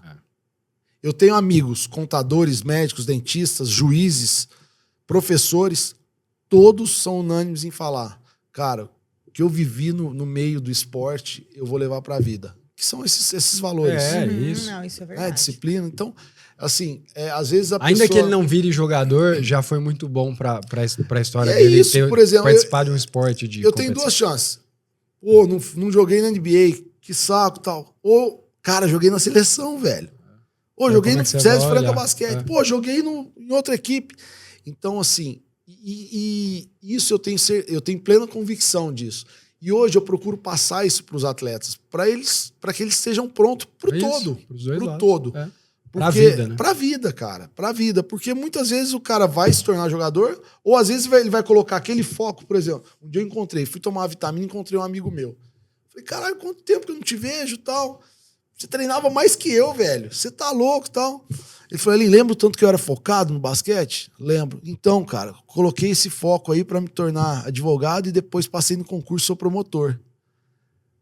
Caralho, cara, que demais, tal. Então, assim, a disciplina, pelo tamanho, pela força e tal, é multifatorial, entendeu? Sim. E é por isso, mas é legal essa pergunta, porque muitos pais chegam até mim hoje e eu, graças a Deus, eu tenho a tranquilidade de falar isso de uma forma bem, bem bacana, eu acredito, né, pelo menos. É porque a gente, né, para quem é pai, mãe e tal, o nosso filho tem que jogar, né? Pô, eu falo assim, a gente... dele só. Eu entendi. Numa questão, e não tô falando nem do Elinho, não foi ele. Não, eu sei. Eu tava puxando uma treta pro podcast vender mais. Foi outros. Você nunca. Mas eu falo assim, eu via muitos pais falando a mesma coisa, né? Porque a gente tem tantos meninos aqui bons que não teriam a despesa de moradia, de alimentação. E aí, pô, não chama os meninos, né? Hoje nós tem que avaliar muita coisa, muita né? coisa. Mas assim. Hoje nós temos uma cultura, no SESI, por exemplo, o garoto que vem desde os 14 anos subindo de categoria, dele ter prioridade. Se ele tá desde os 14. Então eu e você. É o sistema de jogo, tudo. Você chegou com 17. Nós estamos no mesmo nível técnico com 17 anos, mas eu vim desde os 14, tu só tem 15 vagas. Infelizmente, se tiver as 15 vagas tomadas, você que não veio, né, desde os 14, sai. E a gente procura ter algum critério para não cometer injustiça no caso. Mas e isso é uma coisa interessante, né? E vale para o concurso também. No fim, claro, o esporte de alto rendimento, ele é muito mais cruel. Ele é muito cruel. Em termos de oportunidades. Sim. O cara para jogar deve ter time profissional. Tem quantos times no NBB hoje? Hoje vão ter 19 times, eu acredito. 20 times. Você vai colocar aí 400 atletas, até menos que isso talvez. Então, assim, é um negócio muito restrito. Tem um biotipo físico, tem muita coisa que envolve. E aí, quando a gente olha para o concurso público, é diferente. Você tem um concurso aqui no estado de São Paulo que chama 2.000 pessoas. 2.000 pessoas. Claro, tem um critério de alto para você passar, mas não é tão alto quanto no esporte. Mas até nesse universo, que é um pouco mais democrático, ou seja, ele está mais acessível para um grupo maior de pessoas, diferente do basquete, o processo de estudar para concurso público, de se comprometer com o seu objetivo, você leva para o resto da vida. Sim. Eu falo, né, por ter sido reprovado na escola e tal, o que o concurso me deu de mais valioso, porque eu passei em 6 e eu passei 2 em primeiro lugar, é quando eu recebi essa chancela de tipo assim, cara, quando eu coloco energia nas coisas e eu faço a minha parte, dá certo. E aí eu comecei a acreditar em mim. E aí todo o resto que vem em decorrência disso, hoje eu tenho um canal de como estudar, é o maior canal de como estudar para concurso público do YouTube. Então, e numa cidade que você sabe, Franca não é uma cidade grande e tal, a gente conseguiu uma visibilidade. Mas é o processo de se dedicar a um projeto durante uma boa parte da sua vida. Mesmo que eu não tivesse passado, eu lembro que eu comecei a conversar melhor, o português melhor. Claro. Você estuda, você vê o professor fala um português melhor, e você vai estudando português, nas matérias que caem. Então, eu imagino que no esporte seja parecido. Ainda que o cara não se torne atleta, o foco, a disciplina, tudo isso ele vai levar pro resto da vida. E uma das minhas maiores buscas como esportista, não como técnico, é que a gente tem uma política esportiva de Estado no país. O que é isso? Por exemplo, nos Estados Unidos, todas as escolas têm uma equipe de basquete, de vôlei, de beisebol, de futebol americano, de atletismo. Isso é muito massa. Você imagina se a gente tivesse em Franca, todas as escolas tivessem uma equipe, não vou falar basquete não, de futsal. Quantos atletas iam sair para... E aí você, nos Estados Unidos, por exemplo, eles saem da escola, aí eles recebem scholarship, bolsa de estudos, para ir para as universidades. Outro dia eu perguntei pro Anderson Varejão, falei, cara, e sua sobrinha tal? Pô, ela tava em Michigan, se eu não me engano. Falei, você acha que ela pode ir para a WNBA? Ah, talvez sim, ela pode ir para a WNBA. E se ela não for? Não, ela está se formando em quê? Em medicina. Então, o sistema americano, né, político, esportivo, né? Ele cultiva o estudo e o esporte. E isso é muito legal. Por isso que eu falo, é muito importante. O cara que jogou até 17, 18, 19, 20, ou 32, ou 42 anos, ele vai levar pro resto da vida. Mas nós tínhamos que ter mais chance pro jovem praticar esporte, cara. Então. Hoje as aulas de educação física, muitas vezes, elas são banalizadas nas escolas, cara. E isso é uma coisa que a gente já brigou muito aqui. Quiseram tirar educação física. Quiseram tirar. Um crime, cara. É uma coisa assim... Isso eu não tô nem falando do ponto de vista do cara virar atleta ou não. Da parte cognitiva, porque tem um desenvolvimento, é uma das poucas atividades. Desenvolvimento cognitivo. Cara, disciplina, coordenação motor. Cara, para a vida inteira vai impactar. Qualidade de vida. Tudo. Então, assim, é uma das propostas mais bizarras que eu já ouvi falar sobre algo. Porque minha filha foi estudar numa escola, obviamente não vou poder falar os nomes, mas ela foi estudar numa escola, minha esposa que escolheu, na época eu na correria e tal. E aí, depois de algumas semanas, eu fui lá visitar a escola. Eu falei, cadê a quadra? Cadê a quadra? Aí os caras... Porque eu só vivia na quadra. Na minha escola, eu pensei, se não tiver quadra... Não vale, na minha época, né? Aí não sei o que, tem uma quadra... Era uma quadra pequenininha, assim, fechada no negócio. Falei, nem a pau. Nem a pau, não vai. Aí fiquei com o birra daquela escola. Minha filha odiou a escola também, ainda. Teve essa, aí depois a gente mudou. Aí na escola hoje eles promovem muito mais a atividade física. E tem várias quadras de esporte. Porque, cara, esporte é vida, não tem vida, como cara, você tirar muito legal isso. Né? E essa política esportiva de Estado é uma das batalhas que eu, como esportista, eu quero lutar muito por ela. Porque eu acredito que é muito importante, não só para estar formando atletas, né, da quantidade você tira uma melhor qualidade, mas para estar formando cidadãos como esses jovens, né? Às vezes vão virar, às vezes não vão, mas eles vão ser melhores cidadãos. Tem um cara que chama John Medina, ele tem um livro sobre o cérebro. Eu copio algumas coisas que ele fala que eu acho bem interessante. Ele fala que as crianças deveriam ter aula na quadra de esporte, não na sala de aula. Porque é a hora que ela tá mais estimulada e ali realmente, por exemplo, eu quando tenho um problema, às vezes que eu, enfim, não tô conseguindo lidar e tal, eu saio para andar. E é muito bizarro. Você sai para andar, você oxigena e você começa a ter melhores ideias, você respira. A hora que você vê, você solucionou o problema. A hora que você volta, solucionou. Ele colocava uma esteira. Eu saio para andar na rua, eu já saio aqui e saio andando na rua e começo a pensar, a refletir. Então você vê o impacto de uma atividade física. Então ele falava disso. As crianças deveriam ter aula. Se você pegar uma criança, na sala de aula ela tá caída, assim, né? Ela tá morta. Na quadra de esporte ela tá ligadona, aqui, ó. É a melhor hora pra você ensinar a criança. Verdade. Ela tá ligada, o nível né, de atenção tá muito alto. Então, enfim, tomara que eles não mudem nada nessa parte de atividade física, né, de escola, e aí o passo seguinte é essa promoção de várias modalidades, né? Claro. Porque cada um... Tem um videozinho no Reels, acho que no Shorts, esses vídeos curtos, que é uma menininha, ela vai tentar chutar a bola e ela chuta a bola assim, ó, com a perna de lado, assim. Eu não sei se vai pegar coisa aqui, mas ela chuta com a perninha de lado, toda descoordenada. Aí ela sai, dá 3 mortais. Eu vi esse vídeo. Já viu esse vídeo? Fala, às vezes você tá no esporte errado. No esporte errado. Você que tá na ginástica olímpica. Isso, então talvez se tiver várias modalidades, ela vai se encontrar, né, numa modalidade, vai desenvolver. Né? É verdade. Vai desenvolver, sem dúvida. É pura realidade. Legal. Elinho, o que você hoje, né, buscando aí na sua carreira, o que você busca hoje de diferente para se desenvolver? O que o Elinho faz porque é o que você falou, né? Você tem que liderar e você tem que ser exemplo, você tem que difundir uma cultura para que todo mundo compre. O que você consome de conteúdo? Você tem alguma rotina sobre isso para se desenvolver? Como que um cara tão vencedor lida com essa parte? Cara, eu procuro muito assistir, eu adoro assistir palestras. Às 7 horas da manhã, né, que é o horário que eu levanto, eu sempre gosto de estar ligado no computador. Então, ali eu tô assistindo um podcast, ou eu tô assistindo um jogo de basquete, ou eu tô assistindo uma clínica de basquete. Hoje em dia, tudo tá na palma da mão, né, cara? É só você escolher a coisa boa. Eu não sou um cara... Eu gostaria de ler muito mais. Meu pai sempre leu muito, mas eu tenho procurado melhorar a minha leitura, lendo livros, né? Tanto de autoajuda como de relacionamento. Biografia, como biografia, né? de grandes esportistas. Eu li o do Federer outro dia. Tô lendo a do Federer. Ah, é?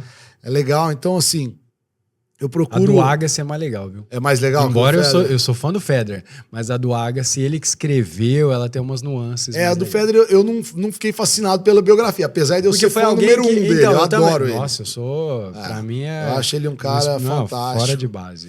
Ele Mas eu tenho procurado desenvolver muito essa parte mental, de relacionamento, buscar mais conhecimento, né?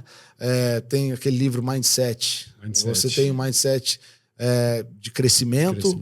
Ou que você fica pragmático. Então, de encontrar nos jogadores a forma de eu achar esse mindset de crescimento para eles estarem crescendo. É incrível. Tem jogador que ele funciona dos dois jeitos. Então tem jogador que ele funciona tanto na dura, você não tá fazendo, tal, como ele funciona assim, cara, você é o cara, velho, vai e faz. Você é o cara da minha confiança, tal, vai e faz. Tem outro que funciona só com motivação. Então essa sensibilidade de você saber lidar, como colocar para os atletas, ouvir, ter essa reciprocidade das dificuldades, daquilo que eles estão vivendo, é uma coisa que eu tenho procurado aprender, né? Para estar o mais inteirado possível com aquilo que os atletas estão pensando e estão buscando hoje em dia. Porque as gerações vão mudando, né? Total. E hoje você fala um negócio, o atleta te responde de uma forma respeitosa, você discute de uma forma respeitosa, mas sabendo aquilo onde você quer chegar. E em parte técnica, é uma curiosidade, por exemplo, jogada, como é que tem curso para isso? Tem curso para ser treinador? Porque você viveu isso família, assim, a sua trajetória. Hoje em dia tem muitos cursos. Eu, por exemplo, fiquei 20 dias lá no Golden State Warriors, depois eu fui para a Espanha, num momento difícil, eu fui para a Espanha, fui no Barcelona, no Juventud Badalona, que é outra grande equipe, fui no Múrcia, que o Benítez jogava no Múrcia, acompanhar os trabalhos, os treinamentos deles. Acabou sua água? Acabou. Coloca mais uma água aqui, fazendo um favor. Obrigado. Eu fui nesses 3 times, que foi importante. Depois, no outro ano, eu fui no São Lourenço, acompanhar o trabalho do São Lourenço na Argentina. Um ano depois, a gente estava jogando contra eles a Liga Sul-Americana e tal, enfim. Mas eu procuro esse conhecimento direto, né? De chegar nos times, trocar ideia com os treinadores, buscar cursos. Hoje em dia tem muitos cursos, mas o que eu acho que é mais motivador, assim, tem um agente de jogadores que ele fala assim, cara, tem muita coisa que tá aqui, né, no celular, quase tudo tá no celular, mas aí não é mais, como eu te falei, não é mais o que, é o como. Então você passar de uma forma mais clara, você motivar para fazer a base aquilo, é meio igual, né? É meio igual. Taticamente o detalhe que vai ser diferente. É o que você falou, como achar soluções, alguma característica, enfim. Aí já entra uma parte muito de percepção, né? De estar presente para assistir e falar, cara, isso aqui eu posso mudar. Exatamente, exatamente isso. Isso é bem interessante, a gente acaba aprendendo muito na prática, né? Hoje, por exemplo, eu acabei de voltar de uma viagem, eu estava de férias, mas eu vi que estava tendo um curso com 3 grandes treinadores da Euroliga, que são muito bons treinadores e tal. Mas, por exemplo, eu fui no Mundial Sub-19 agora. Não foi como técnico, não. Foi como coordenador técnico para ajudar a molecada, ver e tal. Mas foi uma experiência incrível para mim. Porque você vê as diferentes seleções, como é que elas estão jogando. Eu voltei de lá impressionado com a seleção espanhola, por exemplo. Tanto pela qualidade técnica dos jogadores, mas pela qualidade tática que eles dão. E a Espanha vem fazendo um trabalho há anos A Espanha ganhou o Mundial, foi vice-campeã olímpica várias vezes nos últimos 15, 16 anos, com jogadores sendo destaques na NBA. Paul Gasol, Marc Gasol, enfim. Então, aí você troca ideias. Então, eu gosto muito de trocar, né? Trocar experiências, de estar lá trocando experiências com outros técnicos. Né? Modelando, pô, isso aqui que os caras fizeram é massa. Exatamente. Né? Treinamento, ver os caras no aquecimento, pô, isso aqui que os caras estão fazendo é diferente, exatamente. E aí você vai trazendo para sua equipe ou para os seus treinamentos. Né? O mundo está muito globalizado. Então, eu tenho o outro auxiliar da seleção, ele foi auxiliar técnico do Capitanes. Então ele veio e ele falou, pô, como é que você fez esse ano? Né, ganhamos tudo, como é que foi feito? Aí eu falo algumas coisas, que eu falei aqui, inclusive. Aí eu falo, o que você viu lá de diferente? Aí ele me passa algumas coisas eu pego que eu acho que se encaixam com o nosso perfil, outras eu não pego. Então essa troca de experiência, por isso que eu gosto de ir no lugar.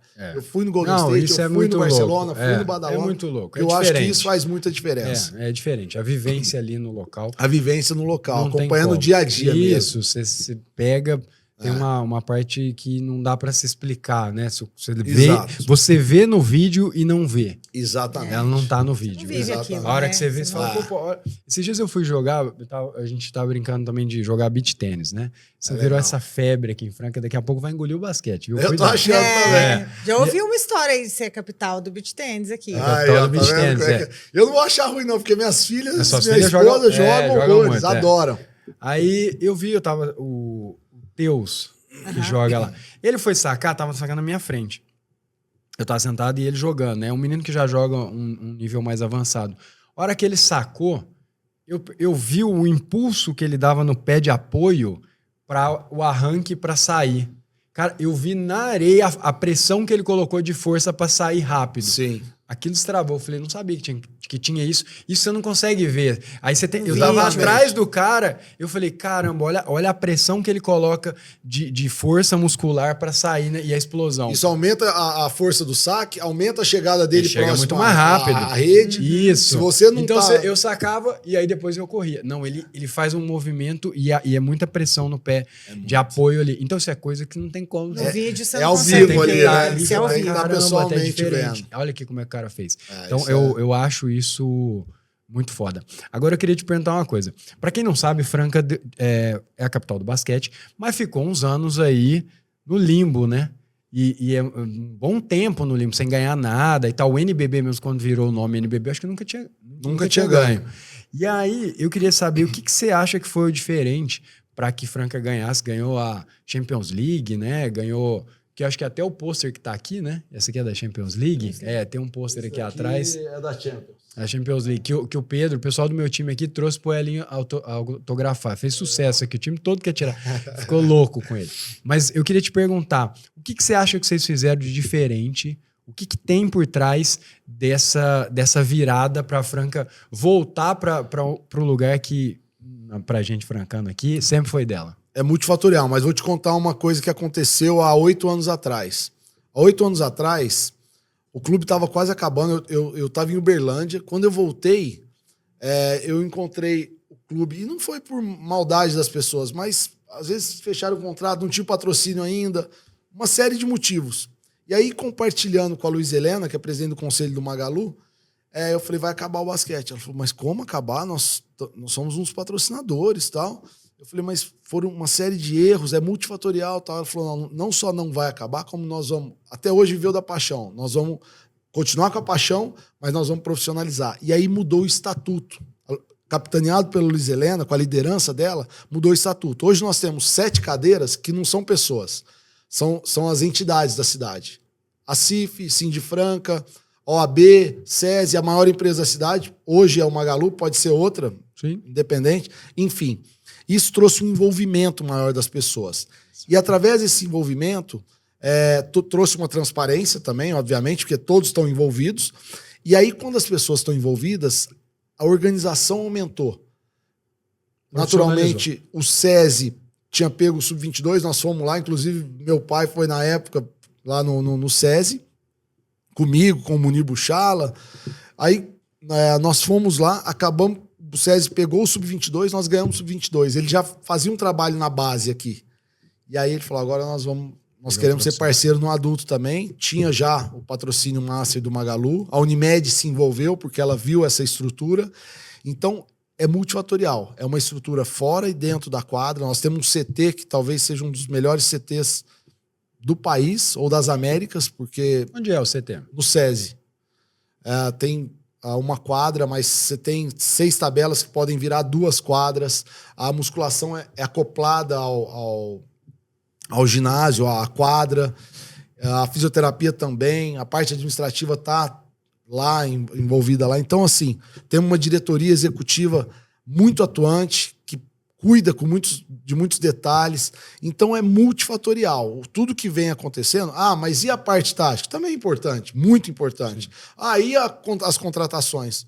O perfil que a gente busca também são muito importantes. Hoje, por exemplo, eu olho as estatísticas. Esse jogador é bom, é bom. As estatísticas dele me mostram que ele é bom. Mas como é que ele é de relacionamento? Cara, ele não... Você conversa com os ex-técnicos, ex-companheiros de equipe, só falam bem. Ou só tem problema? Entendi. Não trago. Não, só falam bem? Então esse cara me interessa. Então é muito isso. Teve uma vez que nós fomos trazer um jogador, e aí falaram, mas me falaram, o rendimento dele, a eficiência dele, né? Porque hoje você mensura a eficiência, não é das melhores. Eu falei, mas ele faz algumas coisas que não estão na estatística. Ele marca o melhor jogador do time. Quanto custa isso? Ele é um cara que ele vai em todos os rebotes de ataque. Ele é um cara que na hora do jogo duro ele assume. Então a gente mensura várias coisas para que você possa estar formatando e formando uma equipe da melhor forma dentro de um budget, né? Dentro de um orçamento que a gente tem. Muitas vezes as pessoas perguntam, não vai trazer mais alguém? Tem que ver se tem orçamento para isso. Claro. Porque a gente não pode cometer os erros que já cometeram de fazer dívida e de repente você ficar de mãos atadas aí por conta disso, né? De não contratar e não ter o dinheiro para pagar de repente. É isso. Então hoje o clube está muito bem estruturado. Então, a parte de gestão, a gestão está muito bem estruturada. Que foi um dos diferenciais para chegar nesse ponto. Sem né? dúvida, sem dúvida. E aí depois disso, beleza, a gestão resolveu. Porque assim, a gente vê, né, clubes com... Por exemplo, se não me engano, acho que é na Fórmula 1, tem um cara lá que é um bilionário e ele tem uma equipe lá. Não sei se é a Haas, acho que é a Haas a equipe. Eu não acompanho muito Fórmula 1, mas o documentário da Netflix é muito bom de assistir. Um documentário sobre Fórmula 1. E é muito bom. E aí esse cara tem muito dinheiro. É dinheiro infinito. O bolso dele não tem fim. Cara, ele não ganha porra nenhuma naquilo. Ele contrata os caras lá, os melhores pilotos que estão despontando, ele vai lá e busca o carro. Ele não aceita que o carro quebra e não tem o que fazer. Então, assim, tem dinheiro, tem gestão, tem tecnologia, a coisa não funciona.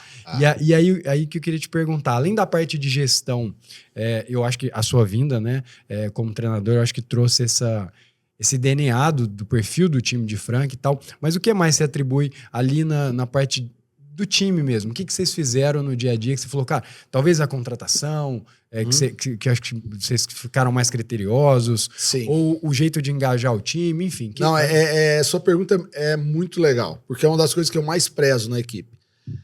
Todos nós temos nosso ego, né, cara? E hoje, se você me perguntar o que fez um grande diferencial para a gente ganhar o NBB, a Champions, o bi do NBB, o Paulista, o Super 8, foi a gente ter a consciência que o nosso está na frente do eu. Então, por exemplo, a gente teve momentos do ano passado que a gente estava jogando e às vezes um jogador falava, pô, coach, mas o tal chutou 14 bolas, eu chutei 4 e tal. Aí, na hora mais dura do campeonato, que era os playoffs, eu falei, nós vamos fazer uma jogada tal para esse jogador. Chutou 4. E aí ele fala... chutou 4. Ele fala, não, vamos continuar jogando com ele porque o momento é dele. Eu falo, opa, entendeu que o nosso está na frente do eu. Então, isso, volto a falar, depois que você passa a parte tática, que você tem a sua estrutura montada, esse entendimento, né, que o nós, e eu procuro cultivar isso. Eu falo que o bom dia é importante, eu procuro chegar e dar um abraço um por um, independente se nós ganhamos ou perdemos ontem, porque... Cara, perdemos, vou lá dar bom dia pro cara. Tô com raiva. Não existe isso, cara. É nosso trabalho aquilo ali. Então eu procuro cultivar essas coisas boas para que a gente possa estar na mesma página do nós. Nós somos importantes. Nós vamos conseguir. E eu, às vezes, quando eu tenho alguma discussão, porque existe a discussão, faz parte e tal, o jogador, eu falo, cara, quantos pontos fez o David Jackson no último jogo? O cara fala, não lembro. Eu falei, eu também não lembro, mas você lembra que nós ganhamos, né? Então, é isso, cara. Vamos fazer pra gente estar buscando o que é mais importante, que é a vitória. Às vezes você vai jogar 3 minutos, às vezes você vai jogar 30 minutos, mas nós vamos estar juntos buscando a vitória, dando força para quem está na quadra, gritando, dando uma dica, falando, porque tudo isso é importante. Depois que você ganha, estão os 12 lá. Né? Claro que uns foram mais protagonistas, outros menos, mais novos, mais velhos e tal. Todo mundo. Mas o time entender que o nosso está na frente do eu é o mais importante. Legal, eu acho que isso ensina muito. E eu falo isso até porque a gente aqui, né, na empresa, eu também busco, essa pergunta eu te fiz até pensando nisso, né? Porque ninguém constrói nada grande sozinho. Ninguém, né? cara. Então, no nosso caso aqui, para que funcione, por exemplo, você vê essas apostilas aqui, né? Para essa apostila funcionar, tem muito trabalho. Eu imagino. Então, a Lorena, por exemplo, que cuida dessa parte, então tem a mão de obra, tem a mão de obra dos professores que tem que preparar o material. Como é que vai ser pensado isso? Quando a gente pega o jeito que vai ser, por exemplo, escrito, como é que vai ser a diagramação, a gente pensa no aluno, na ponta, o cara que está lá com o material na mão. Então, isso é um diferencial. A gente sempre olha e pensa no aluno. Então, por exemplo, a gente tem um perfil, às vezes, de aluno, a gente vai trazer alguém que nunca estudou para concurso público, que a gente quer dar condições para ele. Sim. Então, tipo assim, a responsabilidade de passar a informação de uma maneira simples é nossa. Claro. Então, toda essa comunicação que a gente faz aqui dentro, então, quando vai falar com o professor, o senhor está dando aula, tem muito professor que é advogado e tal. O senhor está dando aula para alguém que não é advogado. O senhor precisa lembrar disso. Porque se você usar o termo técnico, ele não vai saber. Você precisa dar um exemplo que encaixa para ele. Então, toda essa ideia, e aí você vê o material, os professores que compram a ideia, todo o time, a gente tem um time grande hoje. Então, são esses detalhes de tipo assim, vamos fazer, é o que você falou, meio que a regra tá aí, todo mundo sabe, tem que fazer. Mas como é que faz para ser diferente do outro? Isso. Esses detalhes fazem a diferença mesmo. E é incrível, porque quando a gente tem esse pensamento, né, de pensar no outro, igual você falou, meu pensamento é no produto final, que é o aluno. O cara que tá lá. Naturalmente, a gente tá fazendo bem para nós mesmos, cara. Isso. Porque ele vai estar mais engajado, ele vai estar mais confiante, ele vai estar... a chance dele passar aumenta. O nós antes do eu, cara, se todo mundo pensar assim, eles vão estar fazendo bem para eles mesmos. Né? Exatamente. Então é uma coisa que tem que ser cultivada dia após dia. E eu falo muito, cara, o cultivo disso, hoje nós estamos unidos, mas amanhã eu que chego e não dou bom dia pros caras, perde a união, cara. É assim. Pra chegar num ponto bom demora um tempão, pra cair é assim. Exatamente. E depois pra você recuperar, você não levar o dobro, leva uma vida inteira, né? É isso. Você recuperar uma confiança perdida, né? Ou até mesmo uma... Isso deve ser um negócio... Eu imagino que no esporte, como é muito seleto, a confiança... Você tirar o cara e o cara entender que era o momento dele sair. E ele fala, eu sei que ele não fez pra me ferrar. Ele não fez pra... É um negócio pessoal, que não é fácil de você segurar no... Não é. E você, a hora que tem alguma coisa, você tem que deixar claro. As regras são claras e são pra todos, cara. As regras são claras e são pra todos. Então, se a gente tá combinado de fazer uma dobra, não fez. Eu resolvi que o jogador tinha que sair, porque tava combinado. Mas, cara, era a dobra, você não fez, saiu. O outro tá fazendo bem feito, ele vai continuar. Mas um ganha 10, o outro ganha 1. Dentro da quadra não tem preço, cara. Não tem valor, sabe? Dentro da quadra o que vale é a gente tá fazendo melhor pro time. Né? O time tá na frente de nós todos. A entidade está na frente de nós todos. É uma cultura bem difícil de implementar, mas uma vez implementada é poderoso. E é o que você falou, você sobe de escada e para cair você cai de elevador. Então você tem que cuidar todos os dias das coisas importantes, da união, do compromisso, do trabalho, do respeito. Todos os dias nós temos que cuidar um pouquinho, porque para perder é de elevador. E no final é tudo igual, né? Tanto no esporte, no concurso, na empresa. É tudo igual. É tudo igual. Ou é todo mundo junto, ou não vai funcionar. Tem gente que não entende isso, né? É isso. Essa união precisa acontecer. Não é porque um ganha mais, igual você falou, outro ganha menos. Isso, que, né, a gente tem que estar num senso comum. É o senso comum. É ética e moral pelo bem comum. Exatamente. É todo mundo olhando para o mesmo objetivo. Exato. Independente das nuances que acontecem. Mas não é fácil de fazer isso. A gente tá falando, parece... No dia a dia é difícil porque tem essas diferenças e às vezes o cara não se sente tão parte do projeto naquele momento. E aí Com certeza. Ele fica ali meio melindrado e tal. Aí depois tem a hora dele de dar destaque. Enfim. Mas e a gente eu tenho uma coisa aqui muito forte, é um princípio meu de vida, que é de melhoria contínua.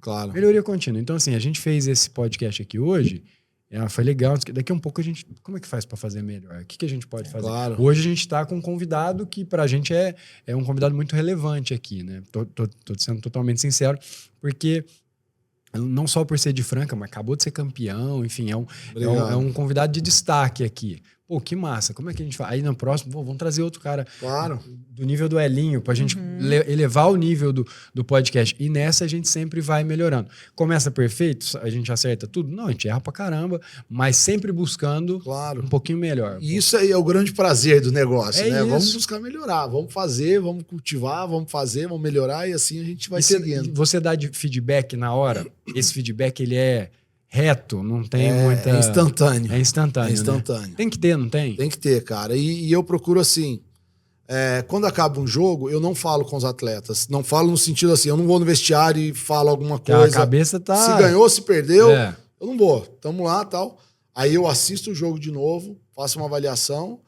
O meu auxiliar também, o Pablo também assiste, faz uma avaliação, sentamos no outro dia e aí eu dou os feedbacks, seja individuais, coletivos, fazemos uma edição de vídeo para mostrar para o jogador aonde que ele está errando, o que a gente precisa dele, porque se ele não acertar, tem outro que está acertando. Então a gente vai dando os feedbacks e vai alinhando, né, as arestas ali. Né? Eu sou muito exigente também com algumas coisas e tal. Então quando mostra para mim, cara, isso aqui não ficou legal. A gente tem que falar. Isso aqui, tem que falar. Aqui, é imediato. Olha esse enquadramento aqui, cara. Isso aqui tá errado. E quando é pro bem comum, cara, não tem por que ter melindre. Não tem, porque não é sobre a pessoa, é sobre aquela rotina, aquele processo nós, que não cara. tá... É por nós. É isso. Então não tem essa, é por nós. E meu pai fala, às vezes eu falava, pô, pai, você tá muito bravo. Ele falou, enquanto eu tô bravo, tô cobrando, tô fazendo... Entenda que eu tô acreditando em você. Eu participo desse pensamento do seu pai. Aí, bastante, inclusive. Entenda que enquanto eu tô cobrando, enquanto eu tô brava, tá bom. A hora que eu parar de falar... Cobrar é porque não acredita mais. Aí você começa a preocupar, mesmo, porque aí já foi. Aí já não tô confiando mais a ponto de que eu não vou gastar a vela com defunto ruim. É isso mesmo. Exatamente. É isso mesmo. Tá certinho. Muito massa. Vou conversar mais com o pai dele. Boa, Lorena. O Elião deve ser fera, hein? Chamar deve ser ele, fera. próximo. O Elião é top. Eu acho que vai ser Cara, eu lembro produtivo dele pra mim. Transtornado na beirada da quadra. E eu ficava pensando ele jogando, porque você tinha a responsabilidade de meter as bolas de 3. Porque hoje, bola de 3 é a bola de 2. Né? Eu não entendo, eu não sou entendedor de basquete, então se eu tinha falado uma besteira. Percebeu, mas cai muita bola de 3 hoje. Perto do que caía nos anos 2000, quando o Franco... Cara, então assim, quando o Elinho metia 3 bolas de 3, era um negócio grande. 3 bolas de 3, o cara meteu um negócio monstruoso. Aí você tem o Stephen Curry lá, sei lá quantas bolas o cara mete. Bola quase meio da quadra. E desequilibrado, do jeito que cai. Então é um negócio muito louco. Aí você imagina você jogar com um cara que tem essa energia, que aí você erra a bola e você fala, pô, meu pai deve estar esbravejando lá se tiver a jogada errada. Cara, como é que volta pra quadra? Tinha algumas coisas, tá dando eu gostava de chegar driblando, brecava e arremessava. E ele achava que... ele falava, pô, na chegada, tenta ir mais próximo da cesta, tal. Eu falei, pô, mas se eu meter? Ele falou, se você meter a bola, né? Se você fizer a bola, eu aplaudo. Se você errar, você vem pro banco. Estamos combinados? A resposta é sua. Tá bom. Quer jogar, quer arremessar de longe? Então bora. A conta é sua, pode? Mas é bem isso. Muito massa. Elin, quero te agradecer por esse papo aí. Você tava de férias, né? Porque foi logo depois do... Então, veio aqui... gentilmente participar do Brabocast aqui, a gente ficou bem feliz, tem audiência aqui. O Murilo, porque não virou jogador. O Murilão tá na área detalhe, né, Murilo? Pequeno detalhe. 40 centímetros, 2 tornozelos novos, 2 joelhos. Esse menino era profissional. Mas acompanha, sabe mais que eu do time, viu? Ixi, o Murilo tava lá. Tem foto dele, depois eu vou mostrar a foto. Tem foto dele lá. No dia do jogo, eu não consegui ir na final. Ele até me mandou mensagem, depois eu arrependi horrores, que era o último jogo aqui contra o São Paulo. Aí eu falei, não sei. Vou jogar beach tênis, é melhor. Não sei se era beach tênis. Mas enfim, mas aí depois eu ainda assisti ao vivo. Aí fiquei ainda em casa assistindo na TV SESI lá. Acho que é TV SESI que chama? TV SESI Franca. TV SESI Franca, eu assistindo lá o jogo. Ainda teve uma hora que travou. Aí você fica louco. Eu falei, e agora? Mas depois voltou. E eu assistindo em casa e eu moro pertinho. Eu falei, cara, que arrependimento não ter Queria ter ido lá, né? Queria ter ido, enfim. Se Deus vai ter outra oportunidade. Não, no ano passado eu fui. No ano passado eu fui contra o Flamengo. Legal. Eu assisti. Que isso? Aquilo legal, foi muito legal. Levei meu cunhado, ele é de fora. Ele falou, cara, eu nunca vi uma atmosfera muito dessa legal, aqui do basquete. Eu falei, cara, eu não dou muita bola pra essas coisas. Não dou mesmo. Sou 6-0 de futebol, basquete, tudo. Malemar de beach tênis, eu tô sabendo. Mas eu vou, né? Ia assistir jogos lá, já fui várias vezes. A energia não é diferente. Mesmo que você não entenda nada. É diferente. Meu, você sai de lá assim, é muito gostoso. É muito bom. E o mais louco é que depois que vocês ganharam, eu tava comentando isso. Cara, não é a energia do Pedrocão. A energia da cidade mudou, velho. Muda, cara. Autoestima da galera. Muito legal isso. Cara, o basquete, ele teve uma força em Franca. Lá atrás tinha muitos times, ganhava sempre. E aí agora, quando retoma isso aí, parece que você olha pra galera, a galera fala, dá pra acreditar. Porque Franca, assim, é uma cidade que oscilou muito, o calçado teve problema, e enfim, deu aquela caída. Parece que a moral da esporte ele traz, né? Essa energia, revigora, cara, né? Dá pra ver é muito legal. Você andando na cidade, você percebe. Eu fico muito feliz por isso. Eu fico muito feliz. É o poder que o esporte tem, né? Sem dúvida. De pegar uma cidade, né, de 400 mil habitantes e transformar ao ponto da gente ter orgulho de falar, sou de Franca. Legal, obrigado. Eu fico muito feliz, eu também me orgulho, né, por eu ser francano, onde eu aprendi tudo, onde eu cresci, onde ao longo dos anos, né, a gente não ganha sempre no esporte, como na vida, mas ao longo dos anos eu tenho a felicidade de falar do sucesso, né, que o Franca Basquete, SESI Franca Basquete tem, e é fruto do trabalho de muita gente, cara. É fruto do engajamento, do envolvimento. E eu sou muito, muito grato, muito feliz e tenho muito orgulho de falar que eu sou francano e a gente constrói talvez uma das maiores histórias do basquetebol mundial, com mais de 60 anos ininterruptos aí, conquistando títulos, time competitivo, jogando mundial, jogando sul-americano, jogando Champions, brasileiro, enfim. É muito legal, é muito legal. Muito massa. Tem mais alguma reclamação pra ele aí? Quer mostrar o vídeo do Vinícius aí? De repente, eu acho chance. Vinícius tá com 20? Quanto, Vinícius? Tá? Eu acho. Vai fazer 20. Eu acho que 20. Dá, Murilo, pra eu levar? Não, vocês dois, o que você acha? Pra ele poder olhar Nós vocês vamos jogar dois. junto. Eu vou jogar, eu não vou olhar. Eu vou jogar com você. Isso, eu acho. Mas o Murilo já passou da idade. O problema do Vinícius... tem 2 anos. O Vinícius ainda vai que, né? Vai que. Mas o problema do Vinícius é que agora ele tá no mundo fitness, aí ele quer ficar muito fortão. Agora ele tá indo mais pro... Vai virar mais pro Paulo Musi ali, pra aqueles Cariani, aqueles malucos. Se depender de mim, não vai. Mas é aí que não depende. A questão é essa. Aí vai jogar, vai ficar igual apesar que o jogador de basquete é muito forte, né? Em geral. É forte, mas ele não pode perder a agilidade, né? Ele tem que ser forte, mas ele tem que ser ágil também. Isso, não é o forte de 120 quilos. Né? Olha, 120 quilos os caras devem até pesar, né? Porque são muito grandes. Tem uns que pesam. O Lucão deve pesar fácil. O Lucão mora lá no condomínio, até mandar um abraço pra ele. Abração pro Lucão. Cara espetacular, especial. Gente finíssima. Marcou a história aí, sendo francano também, né? Minha mãe atendia, né? Minha mãe cabeleireira atendia a mãe dele. Quem conhece a história dele, tem uma história trágica do irmão, né? O Vinícius jogou com o Natan. Jogou com o irmão dele, né? Legal. Mesma Natan, hoje, ele é um dos maiores prospectos, cara. É um cara que tá crescendo muito também. Eu vi esse menino lá, eu acho, com ele lá. Natan e o Zu. Os dois, Natan eram da mesma turma. Legal. Bacana. Aí, pra continuar essa dinastia aí de Franca por isso muito mesmo. tempo, sempre tem uns francanos no DNA lá, reforça o time, não adianta, reforça o isso time. Mesmo, faz diferença. Faz diferença. Eli, então, te agradecer pela presença aqui. As portas estão abertas para você um dia aparecer aqui, falar sobre alta performance, o que você quiser falar aqui também. Bacana. A gente tem espaço, porque eu acho que tem muita sinergia nessa parte de preparação, mesmo que a gente fale de concurso público, sobre vencer, sobre mentalidade, enfim, sobre dar certo. Eu acho que para a galera que assistiu foi muito rico aqui. Legal. Obrigado, Matheus. Obrigado, Lorena, pela oportunidade. Parabéns pelo trabalho. Eu fico muito feliz de ver que de Franca, né, para o Brasil todo, o trabalho que vocês fazem, sendo referência, né, em concursos públicos. E eu me orgulho muito, né, de ter pessoas como vocês trabalhando, engajados em fazer o melhor para o próximo também.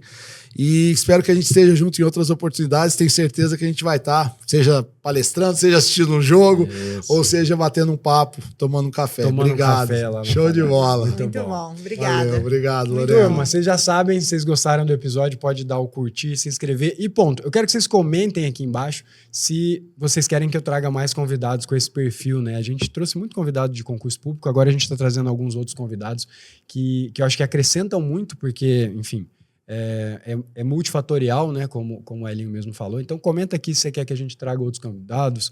Comenta qual convidado também, para a gente abrir as portas e começar a falar com mais gente diferente. Então é isso. Eu vou ficando por aqui. Um abraço e até mais. Foi?